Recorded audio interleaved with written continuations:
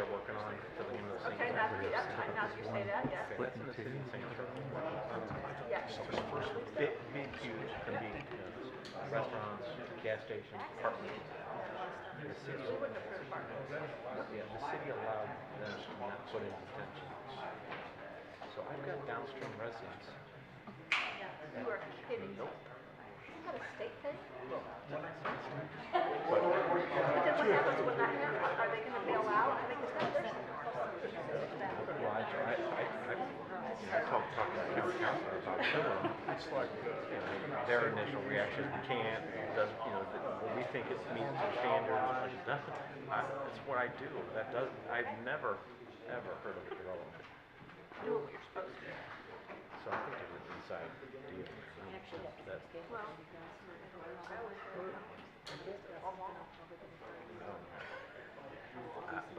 but I question this. Not for my own application. I may be a bit lower. yeah. Well, that whole thing was, what's that, Katie? Yeah, I know a little bit about that one. That was interesting. Yeah. She kind of whistle blew and This is the second. took her out. Well, she fair had it out for 10 more March. That's it. You know him real well? Uh-huh. I know him since I was 10. You like him? He's a nice guy. I'll give you that. He's done a lot of things good. Sexual harassment. Talk to people that work in his office and see what they think. Oh, yeah. No, I agree with that 100%.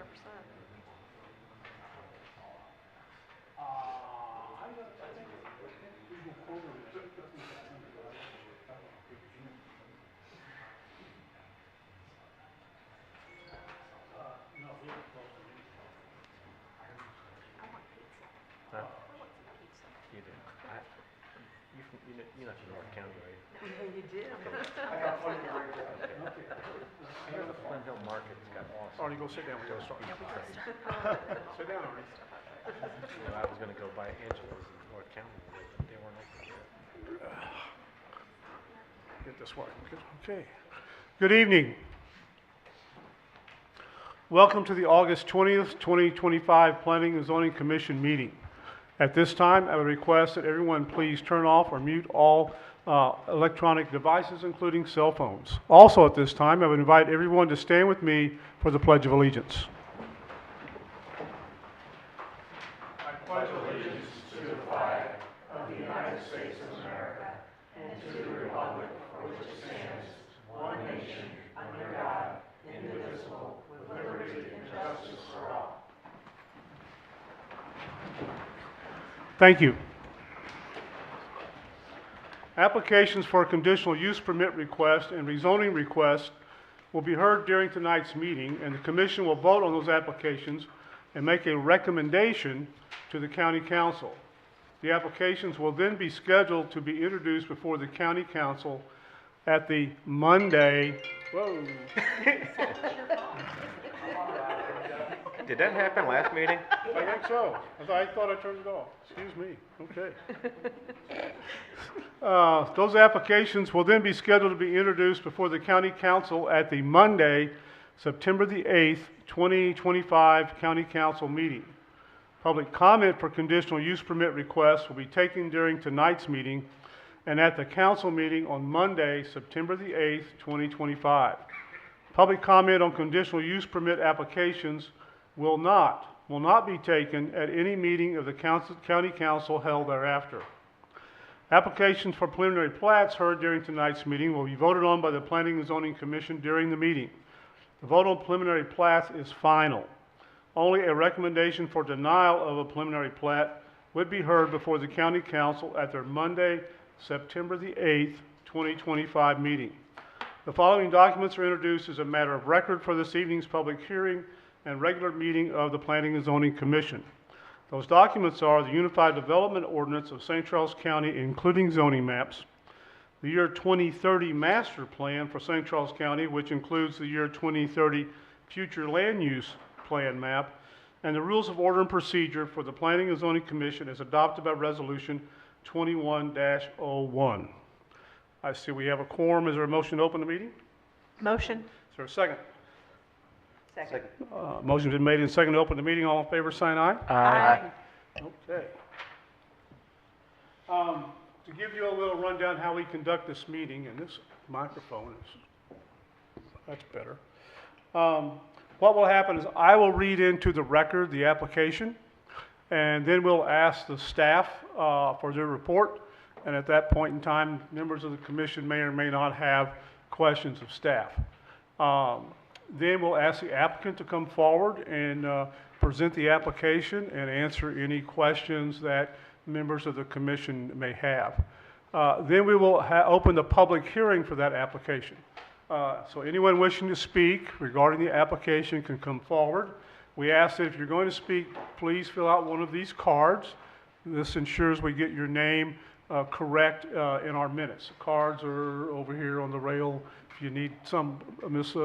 Hayes will get those to you. Okay. With the public hearing, I will place you under oath, since this is a public hearing and it's a recorded hearing. You're placed under oath, which means you'll swear or affirm to tell the truth.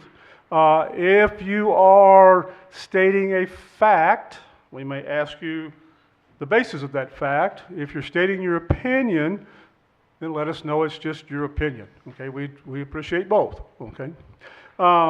Each speaker will be limited to 3 minutes. Once we've had 2 or 3 speakers talk about the same issue, whether it be traffic, noise, light pollution, etc., then we will ask you to move on to something new. Okay, that will help us sort of shorten the meeting and move on. Okay. Once we have closed the public hearing, then we'll ask the applicant to come back and address any issues that came about during the public hearing.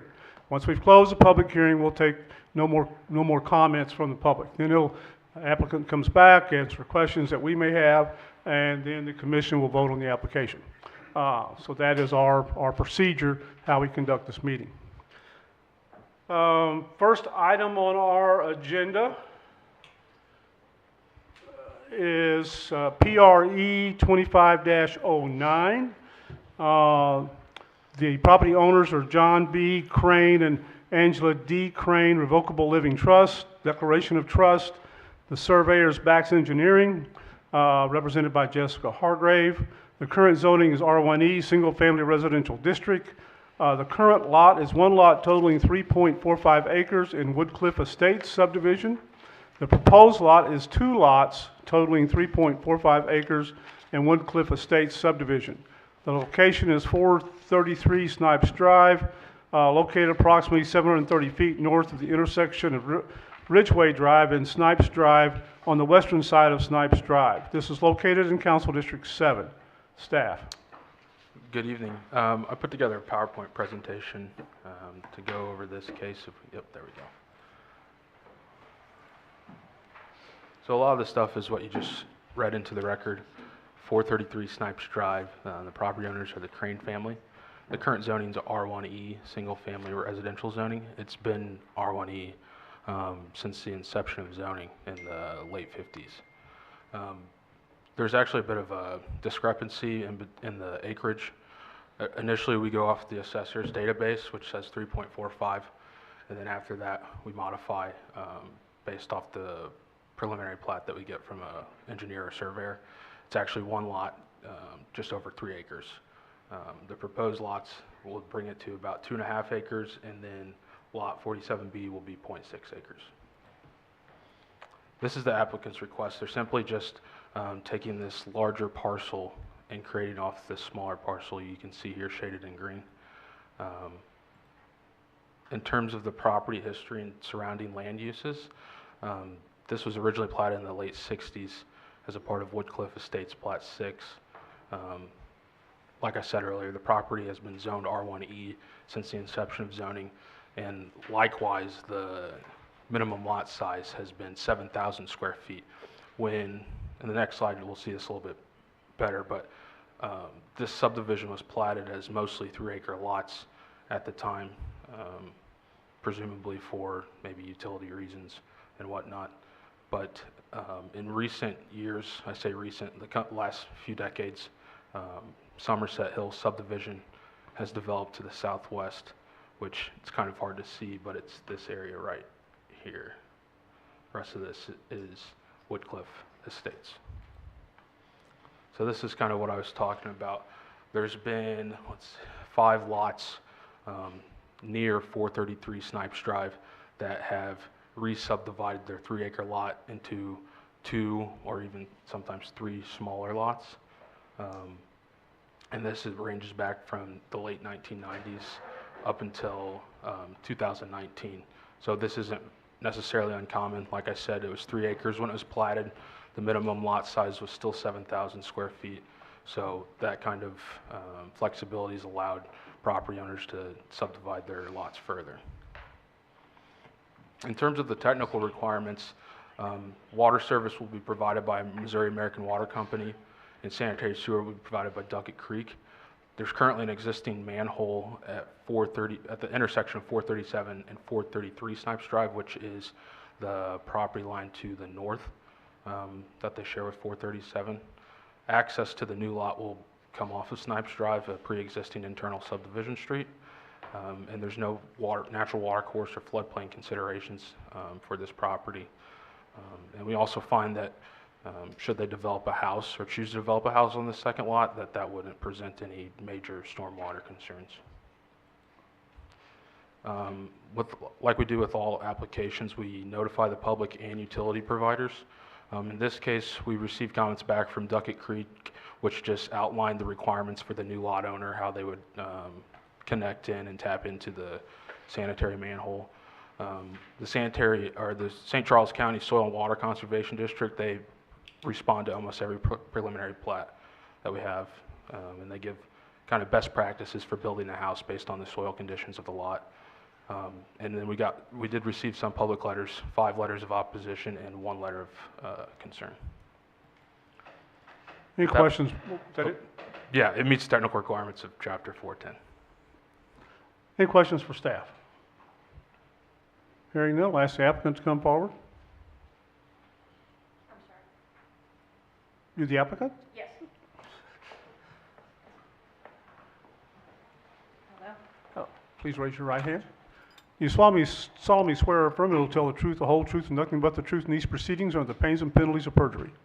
Yes, I do. Please state your name and address for the record.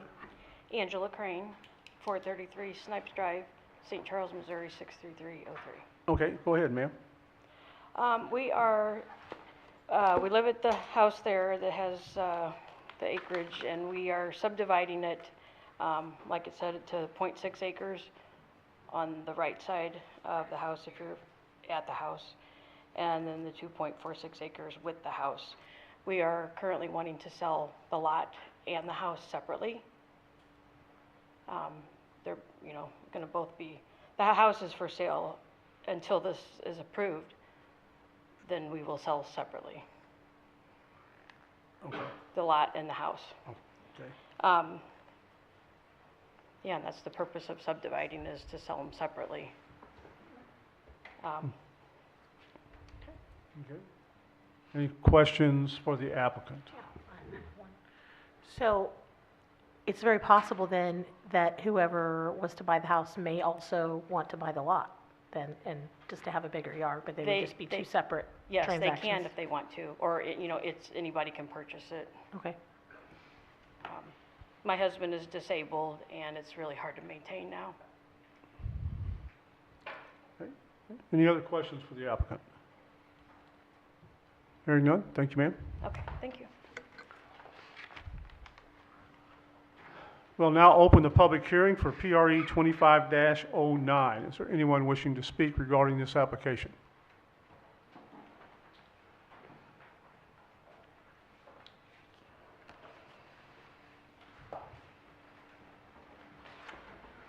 Good evening.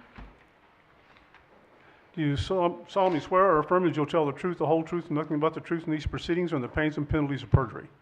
I do. Please state your name and address for the record. Elizabeth Drury, 400 Snipes Drive. Okay, go ahead, ma'am. I'm representing several neighbors in the Woodcliff Estates neighborhood and the subdivision behind. We are concerned that splitting this property will devalue our properties, it will destroy Greenway. If you look in that list of all those other properties that have been subdivided, not a single one is under an acre. This neighborhood is different than most of St. Charles. I hate to say it, there's a lot of cookie cutter houses in this world. And part of the draw of this neighborhood is that it looks so different and we are spaced out. We are also concerned if it does split, what are the limitations to building on that smaller lot? And also there is already an MLS listing for this property. It is 25040,943 with a pending offer of $130,000. So we are concerned with how this will change our neighborhood, change landscape, and how there's already a pending offer on something that doesn't exist. Okay, thank you, ma'am. Thank you. Anyone else wishing to speak?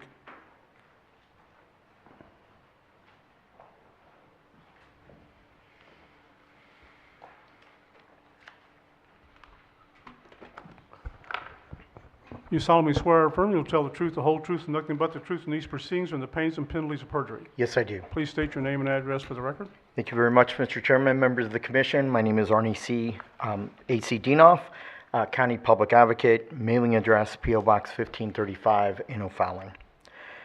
I see both sides to this issue, and I just want to go through some points and make them a matter of public record. This minimum lot requirement, I'm not sure if it has to do with the covenants and restrictions of the subdivision or our county code, but the minimum lot requirement is 7,000 square feet minimum lot size. And so that kind of brings into consideration of property values. So the majority of these homes are 3-acre lots.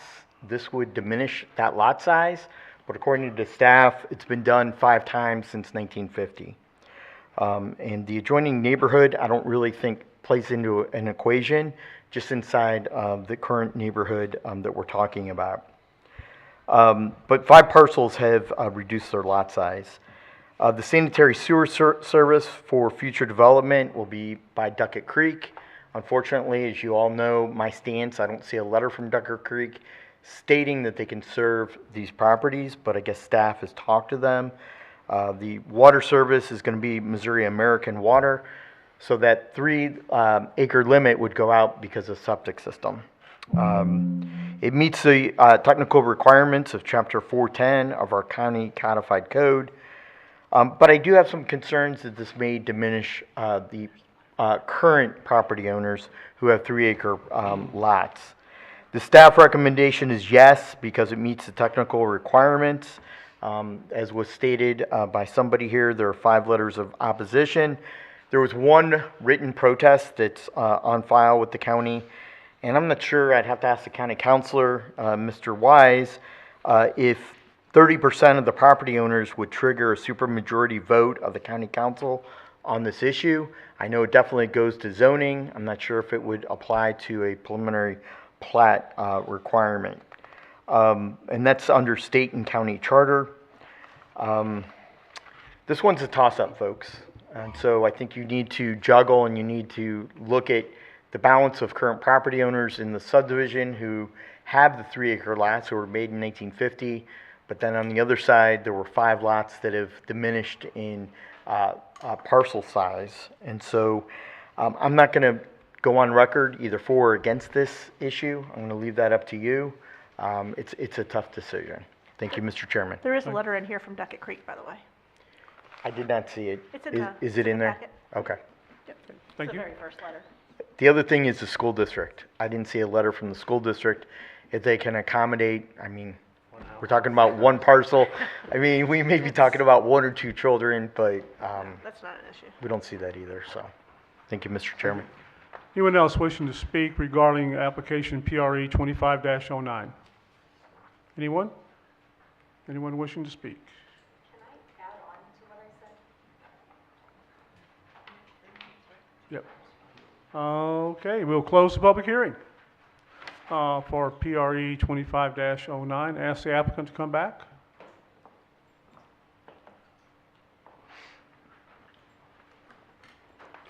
Anyone have any questions for the applicant? Seeing none? Thank you, ma'am. Thank you. We will now bring application CRP 25-09 to the commission for consideration. Are there any questions, comments, questions for staff? I got a comment. Yeah, Go ahead, sir. yeah, so I was just driving around this area last week, and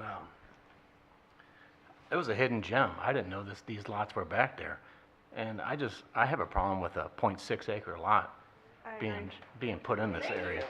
So, yeah, I can't support this, so, Well, I agree. I mean, it's, everything else is at least an acre. yeah. It's a beautiful gem, and this doesn't fit. Can I ask a question? Do we know if there's any sort of restrictions on, and I don't know if there's an HOA here, or if there's any restrictions in our county rules as to what size of a house they would have to build on that? If there's a minimum size of a house or anything like that? No. We can only enforce the county zoning code, so it's just 1,000 square foot minimum house size and then a 7,000 square foot lots. The And then- covenants and restrictions might say something, but it's not something that we would be privy to. Okay, and then can I clarify, we have different, rules for different types of applications. Some of Sure. them are opinion-based, some of them are fact-based. Is this one of the ones where it's basically like it either does or doesn't meet the technical requirements? Correct. So we're just supposed to vote it does or doesn't meet, then this really doesn't have anything to do with our opinion? I just want to make sure that that was what we're looking at. We're here for the Okay. vote, Any other questions or Yeah, comments? I think that the way it was zoned, Jared, it sounds like when the zoning is attached to it, allows for that size of a lot, given the technical requirements for a split on something like this, correct? Yeah. So, okay. I don't like it either, but I think it meets the zoning code when it was set up, so I think that I'm gonna vote in favor of the application. Anyone else? I do have a comment. If they're splitting this lot to raise more money to sell this smaller lot, wouldn't it work out that if they still sold it as a bigger lot, they would still have the same amount of money? Not necessarily.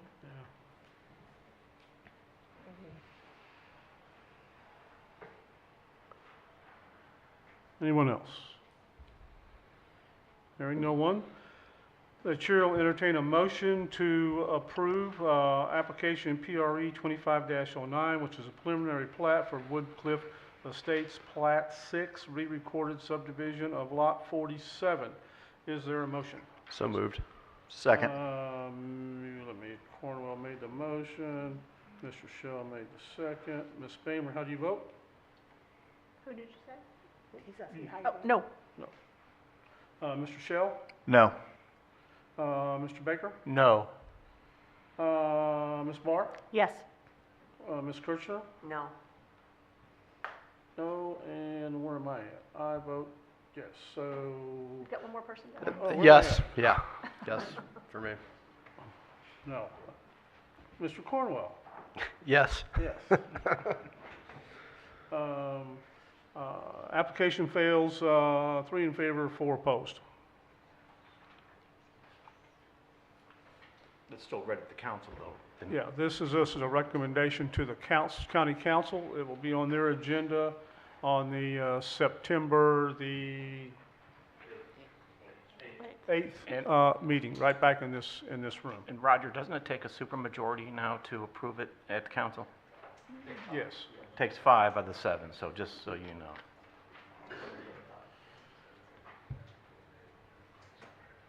Okay. Next on our agenda is conditional use permit. If you guys were here for this and you want to leave, real quick, go ahead. Yeah. Go ahead.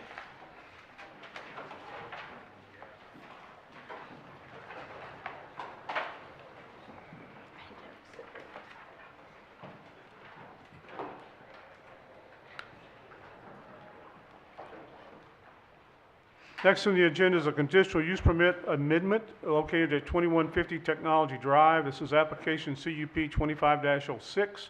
Property owner is Benson Automotive Properties LLC. The applicant is Bax Engineering, Larry Walker. The current zoning is C2 General Commercial District. Conditional use request is amendment to ordinance 19-095 that authorized automobile and truck sales from the property to add 5,686 square feet of building onto the service department for the dealership. The CUP area consists of 7.22 acres. It's located at 2150 Technology Drive, located at the northeast corner of Doris Avenue and Technology Drive, adjacent to the city of O'Fallon. This is located in Council District 3. Staff. Good evening, Commissioners.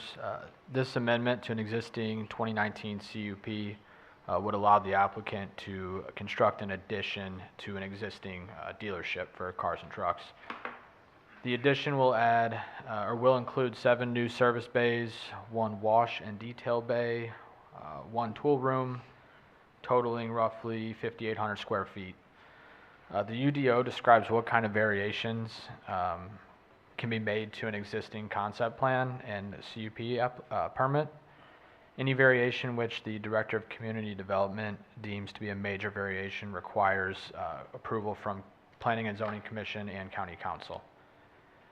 For conditional use amendments, the Planning and Zoning Division evaluates the request for consistency in purpose and content with the nature of the original proposal.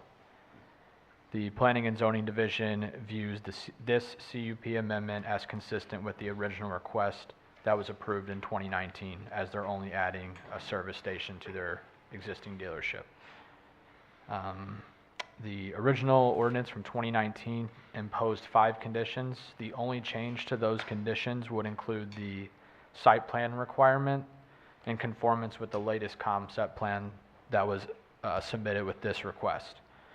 The Planning and Zoning Division recommends approval with the conditions as listed in the staff report. Any questions for staff? Hearing none, ask the applicant to come forward.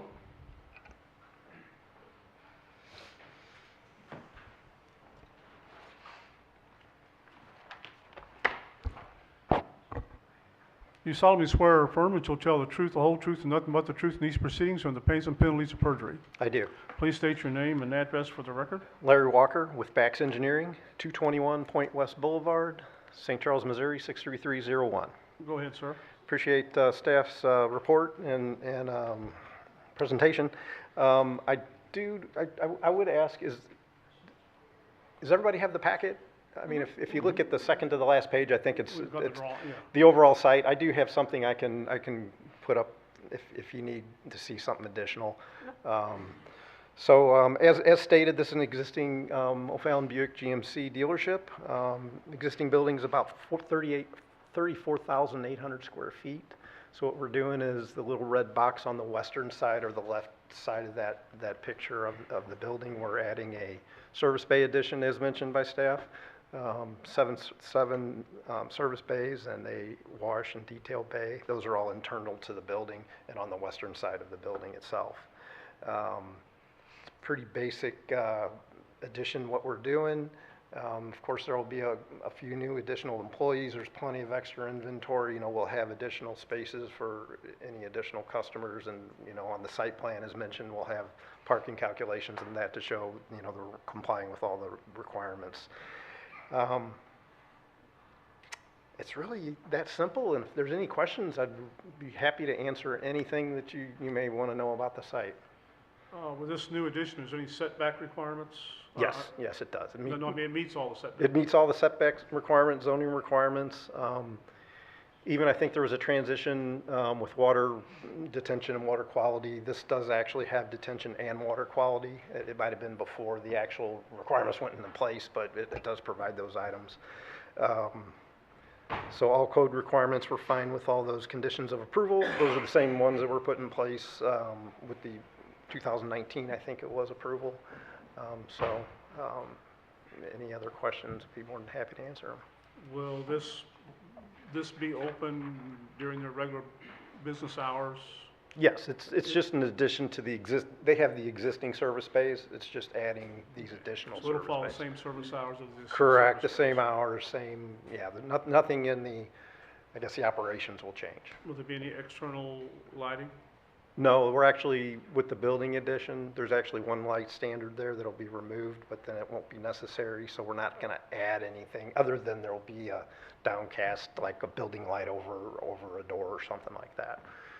And the building itself will match the existing. I did review we do have building plans in-house now. It's a CMU, I know we're not reviewing building elevations, but a CMU block that's painted white. It matches the existing, the rear part of the building, not talking about the frontage, but that rear part of the building, it'll match that. Any other questions for the applicant? Assuming there's no parking issues, you're eating up a little bit of parks for the addition. but Correct. Yeah. More than enough.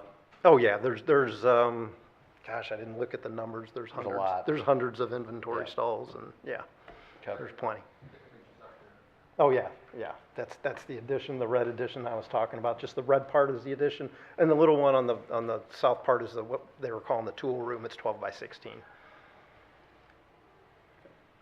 Any other questions for the applicant? Seeing none, thank you. We'll now open the public hearing for CUP 25-06, which is a conditional use permit amendment. Do you solemnly swear or affirmly to tell the truth, the whole truth, and nothing but the truth in these proceedings, with the pains and penalties of perjury? Yes, I do. Please state your name and address for the record. Thank you very much, Mr. Chairman, members of the commission. My name is Arnie C., A.C. Dinoff, County Public Advocate. Mailing address P.O. Box 1535 in O'Fallon. If you all recall, back in 2019, there was opposition from the adjoining neighborhood and the residents who live behind this site. But I can tell you that this company and this family has stepped up to the plate, and they have exceeded expectations of the O'Fallon and Darden Prairie area. They have been good neighbors. They have been responsible to the community. They give back a lot to the community in their few years of existence. They offer a good value for your money in terms of competing with another dealership in St. Peter's and offering citizens value. This 5,848 feet, they're a growing dealership, and they have exceeded customer service experience, in my opinion, and I believe that they're outgrowing their current facility. They have the room to build. The facility is there. It's sandwiched in between O'Fallon on both sides, and also Interstate 64, which is also in the city of O'Fallon. And they decided to remain unincorporated. I want to go on record to make sure, since 2019, there have been great new restrictions and regulations from the State Department of Natural Resources and the county in terms of the N4 water surface requirements, which staff said that because they're building the new building, they're obligated to meet those M4 regulations. For those reasons, because they have, in my opinion, been an outstanding citizen, have contributed back to the communities of O'Fallon and Darden Prairie and our county as a whole. They're a great economic development incentive property. I would ask that you unanimously recommend to the county council approval of this building addition. Thank you. Anyone else wishing to speak regarding this application? Anyone? Seeing one, no one, we'll close the public hearing, ask the applicant to come back. Mr. Walker, are you, the staff has recommended 5 conditions. Are you familiar with those conditions? Yes, I am. Any problems with those conditions? No problems at all. Okay. Anyone have any other questions for the applicant? Seeing none, thank you, sir. Thank you. Chair will entertain a motion to approve CUP 25-06, which is a conditional use permit amendment located at 2150 Technology Drive, subject to the conditions recommended by staff. Is there a motion? Motion. Motion by Ms. Bamer. Is there a second? Second. Who was that down there? Mr. Cornwell. Cornwell? Yep. See if I can get everybody. Mr. Shell, how do you vote? Yes. Mr. Baker? Yes. Ms. Barr? Yes. Ms. Kirchner? Yes. Ms. Bamer? Yes. Mr. Cornwell? Yes. And I vote yes. Did I get everybody that time? Yes. Okay, got everybody that time. Okay. Where am I at now? Forest Drive. Next item on our agenda is a zoning map amendment request located at 2630 Forest Drive, not Forest, I guess. Application RZ 25-10. The property owners are Diane G. Wood and Rick W. Wood. The applicant is Rawls Company, Greg Rawls. Current zoning is agricultural district. The proposed zoning is R1E, single-family residential. The zoning area is 3.18 acres. The location is at 2630 Foss Drive, located on the northeast corner of Foss Drive and Highway D, adjacent to the city of O'Fallon. This is located in Council District 2. Staff. So just real quick, this is a rezoning. There's also a preliminary plat later on the next item on the agenda, so I may overlap with both of these presentations a little bit. The rezoning area is 3.1 acres and would change it from ag to R1E single-family zoning. This would allow detached single-family homes on 7,000 square foot lots. 7 lots are proposed for this development with about 0.7 acres of common ground dedicated for stormwater detention purposes. The development will be served by public utilities with Public Water Supply District Number 2 providing water, and Duckett Creek Sanitary Sewer District providing sanitary sewer service. Surrounding land uses primarily include single-family residence, residential developments, and a nursery to the south. Some of the existing residential developments include Forest Manor Estates, Foxhaven, and Oakhurst, all of which feature lot sizes and densities similar to the proposed rezoning here. The future land use plan recommends low-density residential or 1 to 4 units per acre for the subject parcel. We received 5 letters of opposition, and so county staff finds that the Planning and Zoning Commission should recommend approval. Any questions for staff? Seeing no, I'll ask the applicant to come forward.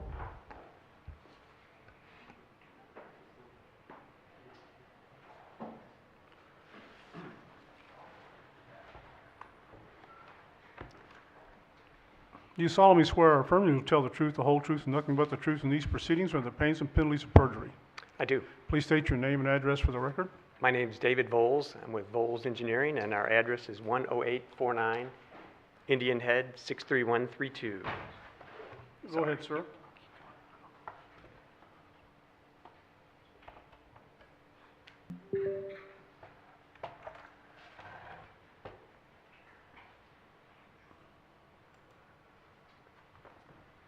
Sorry. No, you're on.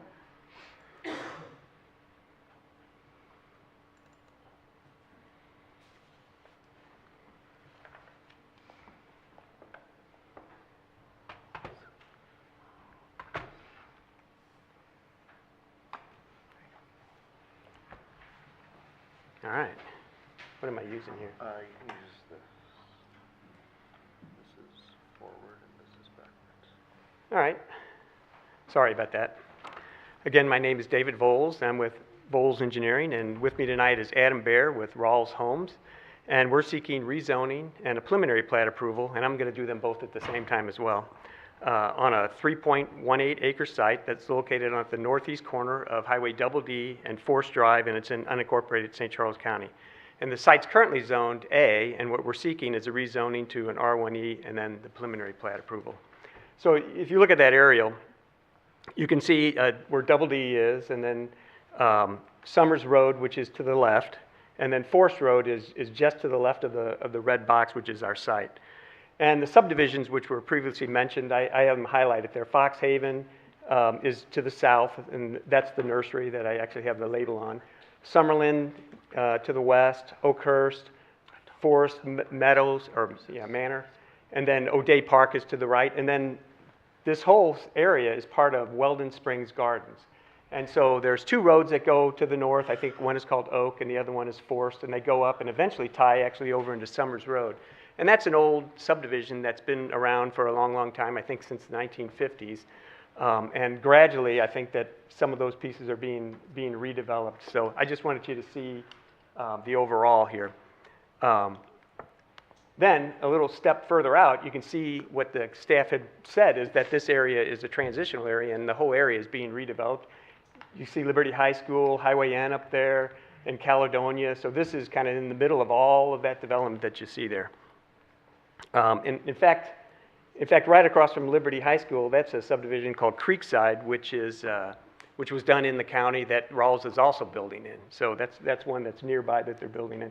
And one thing I'd point out is all those other subdivisions are all in the city of O'Fallon, I believe. So this one would be one that we propose doing in St. Charles County. So the site plan, that's the actual site. And I wanted to show you this slide just to show you that the center of that site is generally flat, and all the drainage runs to the northwest. So that's the low spot, and it actually goes into basically a ditch that runs along the east side of Forest Road and to the north. But pretty much the whole site drains that direction where the arrow is, and I just wanted you to see. And our entrance would be right across the street from the existing curb cut off of Forest for the project to the left. And our site basically mirrors that. So, and this would be the site plan. And again, we're proposing 7 lots in the R1E district.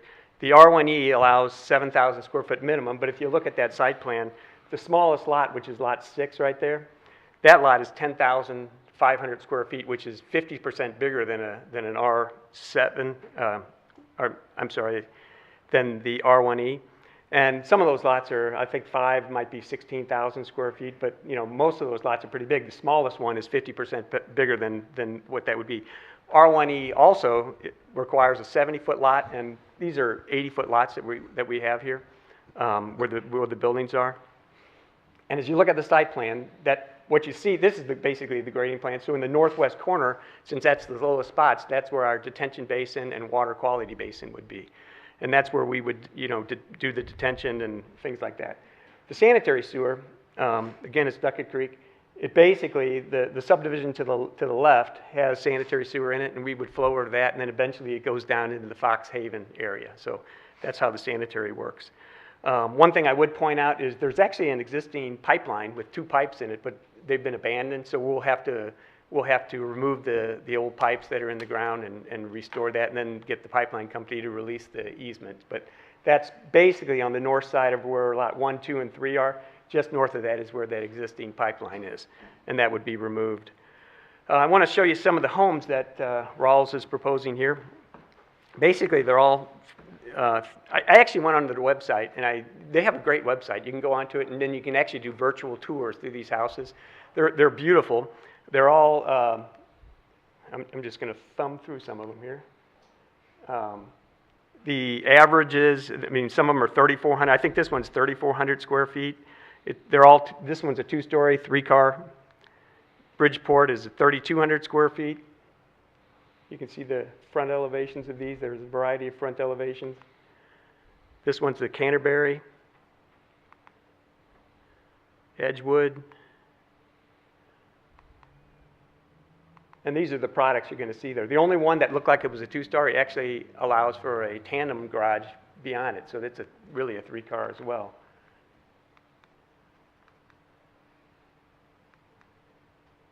And then back to the site plan.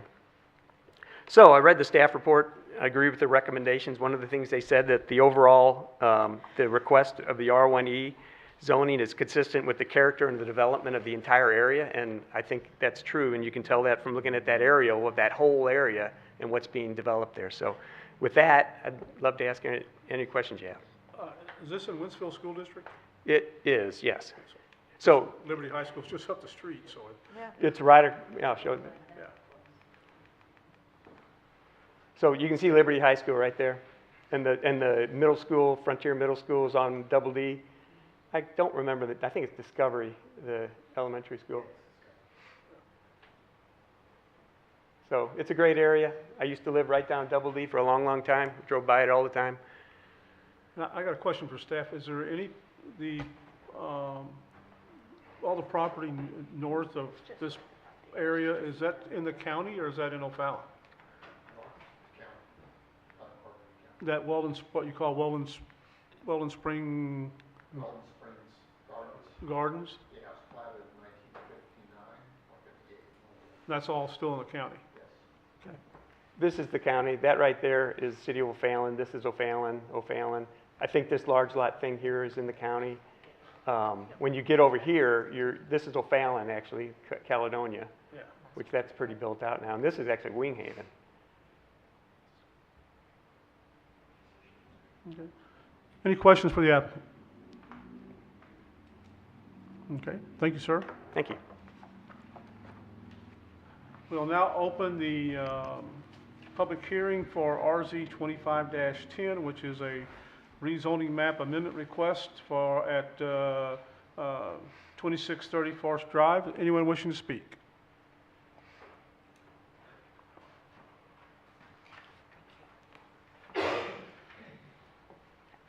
Do you solemnly swear or affirm that you'll tell the truth, the whole truth, and nothing but the truth in these proceedings, or the pains and penalties of perjury? I do, thank you. Please state your name and address for the record. It's Heather Carnes, 6 Forest Manor Court, O'Fallon 63368. Okay, go ahead, ma'am.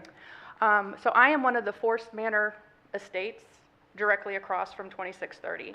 And I just want to point out where he showed the water retention going to that one area, the homeowner that lives there personally sued us for water retention.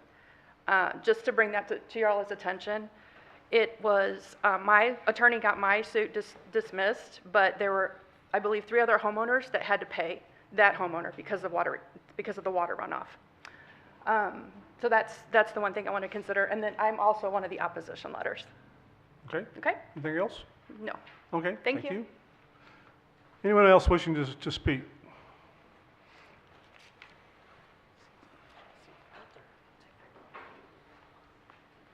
Do you solemnly swear or affirm that you'll tell the truth, the whole truth, and nothing but the truth in these proceedings, and the pains and penalties of perjury? Yes, I will. Please state your name and address for the record. My name is John Fulmer, and my address is 2584 Forest Drive, O'Fallon. Okay, go ahead, sir. First interesting thing is, Tim, you said a jewel when we're talking about the other one. This Weldon Springs Gardens in unincorporated St. Charles County has been surrounded by O'Fallon with all the developments. Everything that was referred to tonight is O'Fallon. And actually, the last lady was up where she lives, was annexed into O'Fallon to build that little 5-house little subdivision. So preserving the Weldon Springs Golden Gem, I think, is real important. It's important to me. We're on 5 acres, just a couple doors down from this development. I was a contractor that picked up some of the work from the previous lady's development. The company went bankrupt. They were left with roads not finished. I was hired, my company was hired to do the sidewalks, fix some of the roadways, and address the lawsuit that was brought. The sewer water was designed and dumped on a lower level into this lady's backyard, flooded her basement. We had to build a special, well, after they settled the lawsuit, they paid me, the lady paid me with her lawsuit money to build a big retention pond to catch their discharge, put it through a 12-inch pipe, and run it through her yard, through her septic system, to the ditch. It was a horrible design, but it pitted O'Fallon against unincorporated St. Charles County. And there, you may remember, it was 5-6 years ago, and it was a big ordeal. It got solved, but that drainage issue, like she mentioned, was a major consideration. The other thing, since I was the contractor that helped finish up that site, I contacted Duckett Creek because we own a rental property 2 doors down Highway DD. And I requested if it was possible that their development tied on to the forced sewer line, if we could also. And I verified today that Monty, the head engineer at Duckett Creek said that the forced sewer line is 100% full. So I don't see how they're going to dispose of their sewage.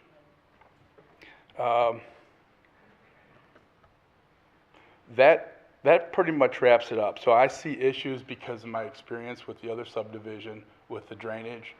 I see taking a little piece of this gem, 4, 5, 10-acre lots where the homes are being torn down and million-dollar homes built there, majority for the lot, like you mentioned earlier with the previous lady wanting to split her lot. People enjoy that space, and that is a little pocket that I hope you guys would preserve. Thank you. Thank you, sir. Anyone else wishing to speak?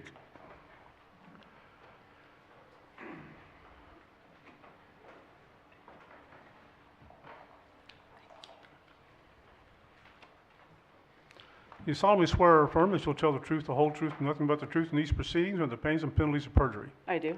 Please state your name and address for the record. Cynthia Lopane, 10 Forest Manor Court, O'Fallon 63368.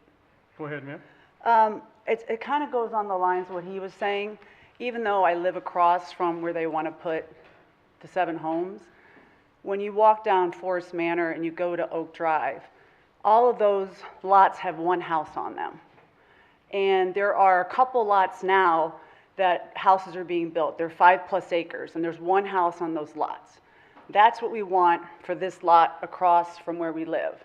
It's less than 5 acres, it's 3.1 acres. We don't want 7 homes, we want 1 home to keep with the aesthetic that's happening on Forest Drive and Oak Drive. And I was also one of the opposition letters as well. Okay. Anything else? That's it. Thank you, ma'am. Thank you. Anyone else?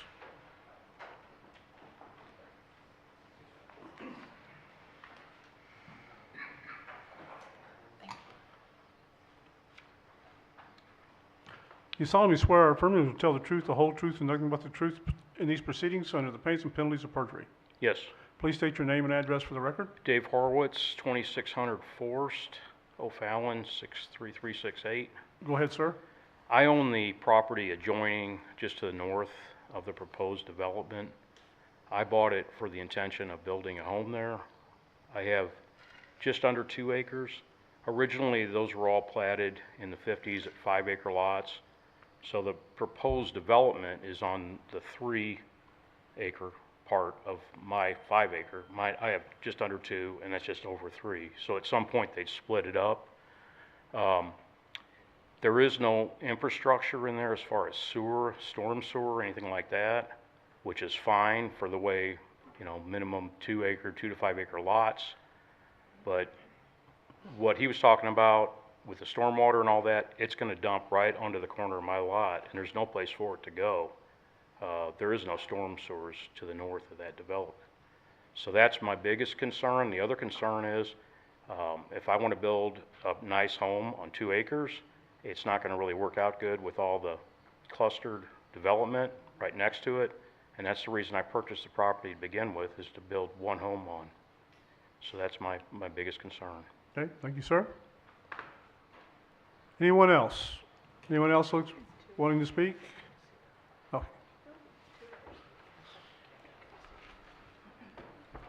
You solemnly swear or affirm to tell the truth, the whole truth, and nothing but the truth in these proceedings under the pains and penalties of perjury. Yes, I do. Please state your name and address for the record. Thank you very much, Mr. Chairman, members of the commission. My name is Arnie C. A.C. Dienoff, County Public Advocate.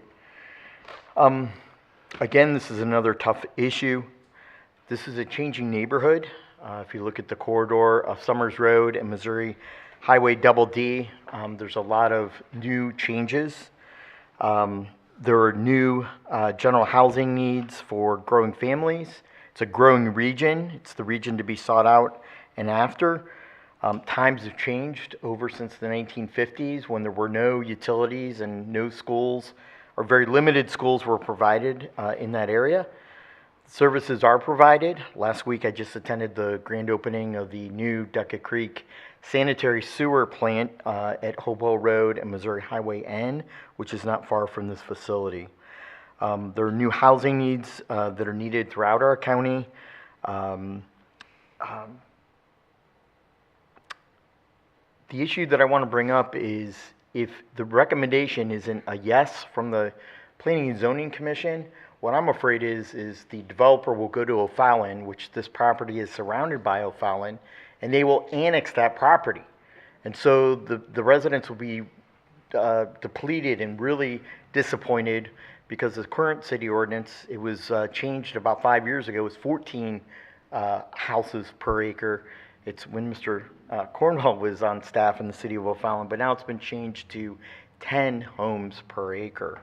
And so I'm afraid, since this is unincorporated, if you would deny this issue, it would be absorbed by the city of O'Fallon. This developer is not shy about going to the O'Fallon City Council and hammering out a deal, and some other properties have been easily annexed. So I'd like to at least keep some type of control and some type of positive growth in this changing neighborhood. Duckett Creek can definitely handle the sanitary sewer with their new opening of their new plant. Public Water District Number 2 is a growing entity. It's the biggest water district in the state of Missouri, and they can handle the increase. But I'm really concerned about the school district. The Wentzville School District is bursting at the seams once again. They had a bond issue for $178 million that was turned down by voters, a no tax increase bond issue to build new schools, and it was turned down in April. And so they're becoming increasingly bursting at the seams. I see in the packet no letters from our partners, no letters from the Wentzville School District, and I'll get into the bus issue in the next public hearing along with the M4 requirements or regulations. But the thing that I want to home into you is the annexation with O'Fallon. O'Fallon can easily absorb this neighborhood in a heartbeat, and if the developer chose, he could go up to 10 homes per acre, and that would drastically diminish and really hurt the residents of this neighborhood. So I would encourage you to vote yes for this recommendation of the full county council. And just so the residents know, if they go out and get a petition, I know for a fact, if you get 30% of the registered owners onto a petition, it would intercede and require a supermajority of the county council. Instead of 4 out of 7 votes, it would be 5 out of 7 votes. And so that's my testimony. Thank you, Mr. Chairman. Anyone else wishing to speak? Anyone? Okay, we'll close the public hearing for CRE 25-10. Ask the applicant to come back.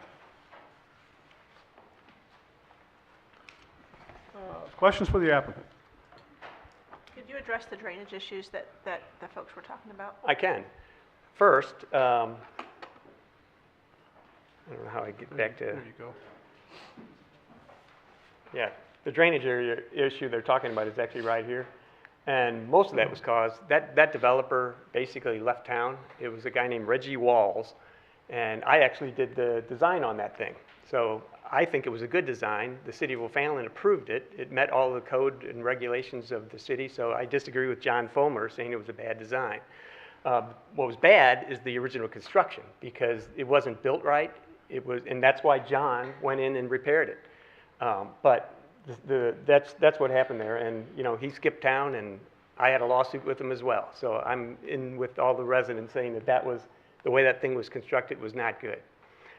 This one, like I said, all the drainage heads this direction. There's a ditch right there, and we'll detain the water just like the county code requires us to, and we'll discharge it just like every development that we do everywhere. We'll detain it in the basin, and we'll discharge it at no greater rate than currently discharges. So that's what we'll do with that. The sanitary sewer, there is capacity there, and we have talked to Duckett Creek, and we're connecting in here. This project to the north, I mean, their drainage goes to the north and to the east, but this, we can run, that's the sanitary line right there, and it goes into this manhole, and there's enough fall to get into that system, which goes down to the pump station in Fox Haven. So as you're north here, it falls that direction, and those people would not be able to tie into the same system. So, but we do have capacity in the system that we're in. And in terms of the annexation, we want to be in the county. When we did our other project along, I'm not the developer, I'm the engineer, but when the other project that I did for Rawls along Summers Road, it could have gone into O'Fallon, and we chose to stay with the county. So we want to be with the county, and these are the lots they want to do, and they're a nice product, they're big. And I wish I would have brought a zoning map. Well, I'll go back to the aerial in terms of the, You can use the county GIS map yeah. if you need to. I think that some of those pieces that are part of that, Weldon Springs, I think some of those are already zoned, actually. So the area is redeveloping. You can tell from this aerial right there. I mean, these are all high-density things, and this is a pocket that's left. Some of these right here were rezoned, and I don't remember, but they were rezoned in the county, and then actually people ended up building monster houses on those along Summers Road, but some of these pieces were rezoned, I believe, some time ago, and the county can correct me, the staff can correct me if I'm wrong on that, but, so any questions that you would have? I just got a quick question. What's your differential runoff? Just curious. You know what, I don't know at this point. We haven't designed the basin yet, but. But you know that you need a basin, so you know there's, okay. I was just curious. Yeah, the basin's not designed at this point, but you know, we're required to meet all the county requirements. We're doing water quality, we're doing stormwater detention, we're discharging at no greater rate for various storms, so.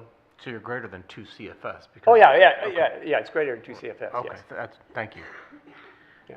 I have a question. Sure. If for some reason this was, declined and you did have to go and annex into O'Fallon, if Mr. Denhoff is correct that it's, 10 per acre, could you potentially build 30 houses on that? You couldn't, and we wouldn't do that. How many, I mean, I'm not saying you should, I'm just curious as to how many you actually could. I don't think that's accurate with O'Fallon. Yeah, that allowing seems that really much. high. That seems like a lot of houses. I don't see how they would It's been a while fit. since I've worked there, but yeah, that wasn't. I mean, the they'd be really requirement. small houses. This is the product that, we could have come in with a smaller product, with 70-foot lots. Right. But we didn't do that. These are 80-foot lots with the larger product, with 3-car garages, which is what they want to do, because I don't think they want to compete with their project that they have going on Summers Road. So these are bigger than those, so we don't want to do that. So. Yeah, I hear a lot on the annexation with O'Fallon. I mean, how I'm viewing this case is, the annexation with O'Fallon is not what we're viewing. It's doesn't meet the county master plan, which staff has highlighted that it does. And then the subdivision within that zoning doesn't meet the technical requirements, which we'll discuss in a little bit here. So. Any other questions for the applicant? Hearing none. Thank you, sir. Chair will bring application RZ 2510, which is a rezoning map amendment request, back to the commission for consideration. Questions, comments, questions for staff? Hearing none, the chair will entertain a motion to approve RZ 25-10, which is, wait a minute, I'm on the right one, aren't I? Yeah. Which is a rezoning of 6 acres from A agricultural district to R1E single-family residential. Is there a motion? 3.18 acres. My sheet says 6. No, it's 3.18. I'll change it. Typo. Yeah. So is there a motion? Motion. Motion's been Second. made. Is there a second? Ms. Barr made the second. Ms. Kirshner, how do you vote? Yes. Mr. Shell? Yes. Mr. Cornwall? Yes. Ms. Bamer? Yes. Where am I at? Mr. Baker? Yes. Ms. Barr? Yes. And I vote yes. The rezoning has been approved. Okay.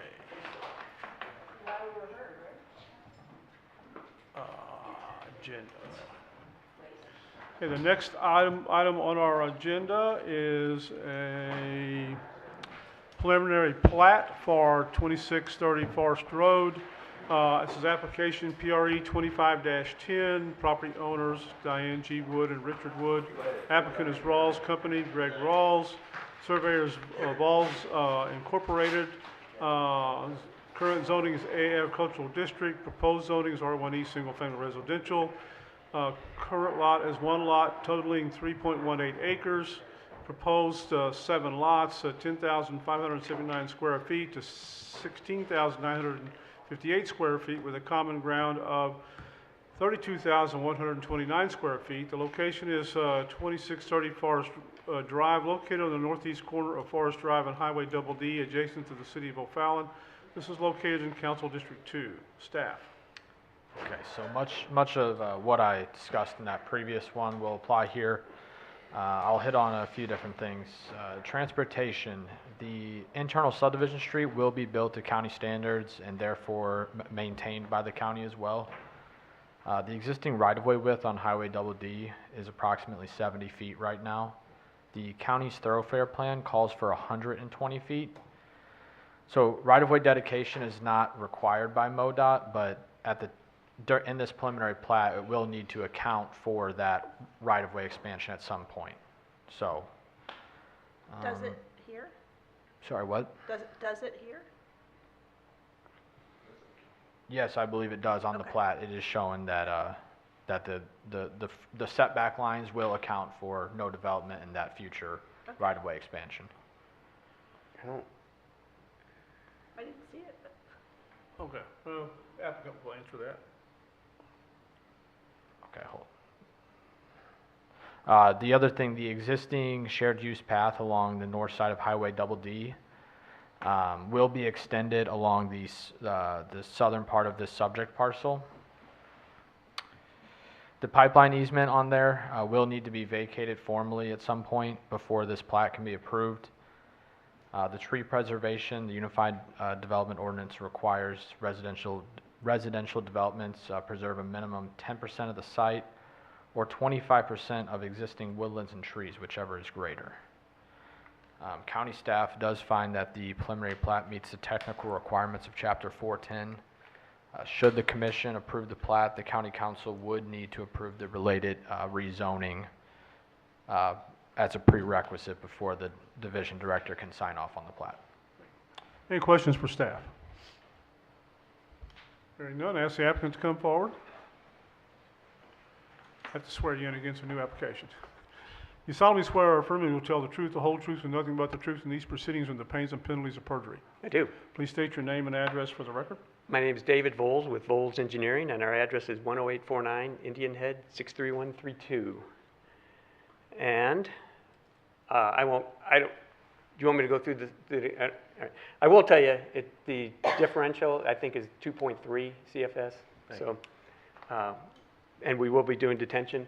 If I go back to the site plan, the property actually comes to right here right now. So we'll be doing a dedication along there. We actually don't have the survey done yet, but we're basically lining up with the other side. So that's where the trail is, and if I showed you the area, you'd seen it, and our trail is going to continue right there. So, and I think those were the only things I wanted to add. So the dedication is for the trail to be in the right-of-way, correct, or no? The trail is not in the right-of-way. The trail, Okay. and neither is the trail over here in the right-of-way. Okay. Or over here, but it runs in an easement right Runs there. in the easement. And right Gotcha. there. And I think it's a 10-foot trail. That's what it shows. Okay. Yeah. I was a little confused by the staff comment about the right-of-way dedication. Was there anything on the plans for right-of-way dedication? I was actually confused about it too, so, Yeah, I guess for staff, is there gonna be right-of-way dedication that's required with this off the road to the west? So MoDOT has instructed us for some time not to ask for dedication along state routes. Okay. So basically what we do is we make them aware of planned thoroughfare widths and to design accordingly, but we don't require dedication along state routes. Okay, so the dedication had to do with the state route that was mentioned. It wasn't Frost Road as far as the county Correct. road. We're just Okay, gotcha. making them aware of the planned Okay. width. this is the county GIS right here, so Yep. that is the property line, and you can't see it, but that's the property line across, and we're basically lining right up with Yep. it. Which is, So- yep, that's what the plans are showing, so cool, I got you. Okay. Any questions for the applicant? Okay, thanks, sir. We'll now open the public hearing for PRE 25-10.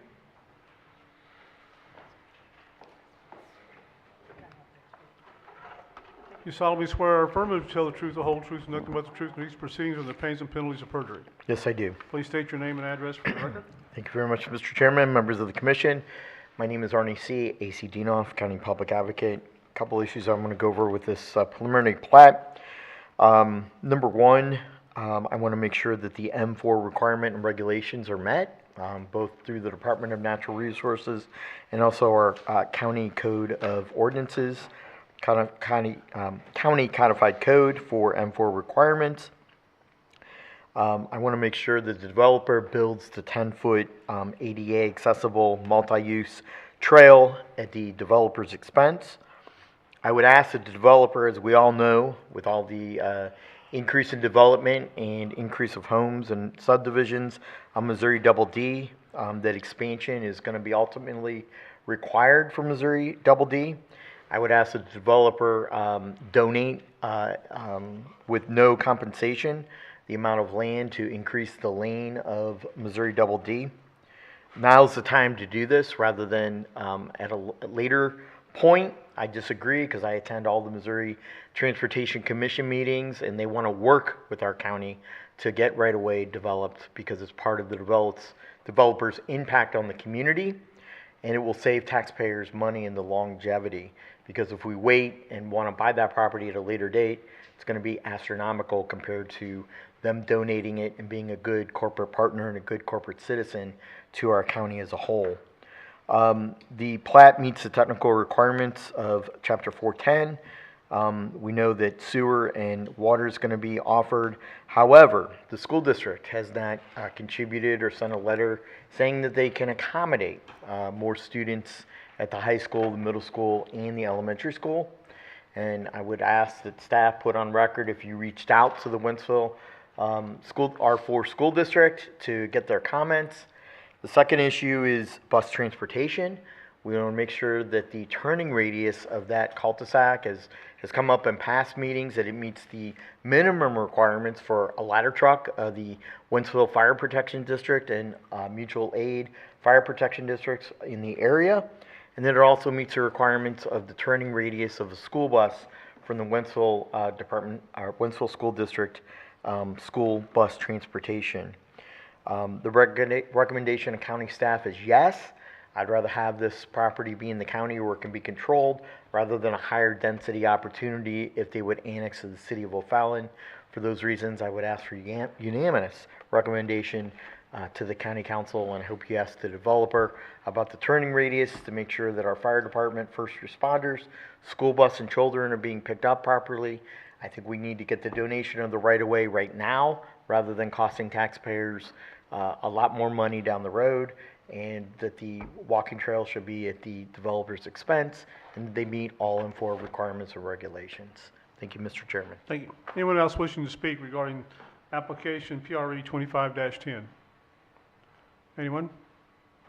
Seeing no one, we'll close the public hearing and ask the applicant to come back.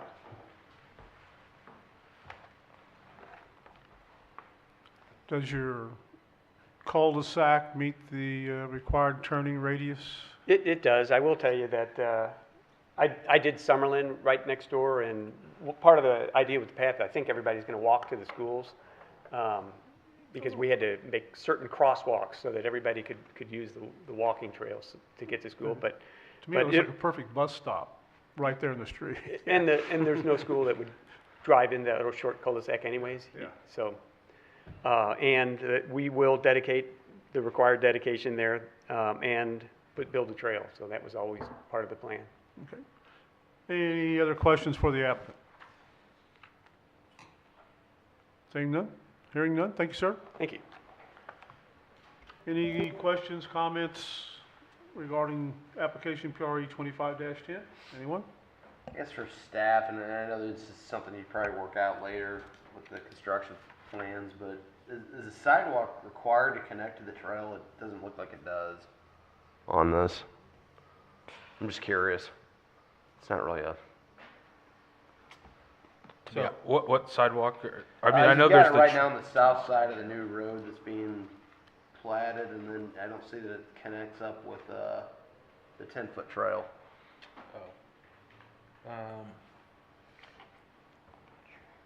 I'm not sure. I We'd have to get suspect back to you on engineering that staff hasn't reviewed this yet. Yeah, I'm just noting that, I'm just curious if that's code on I that. can't imagine them not requiring that. I wouldn't so. think so, but. Anything else? Hearing no one, Chair will entertain a motion to approve PRE 25-10, which is a preliminary plat for 2630 Forest Drive. Is there a motion? So moved. Ms. Barr made the motion. Is there a second? Second. Mr. Shell, Mr. Baker, how do you vote? Yes. Mr. Cornwall? Yes. Ms. Bamer? Yes. Ms. Kirchner? Yes. Ms. Barr? Yes. Mr. Shell? Yes. And I vote yes. Okay.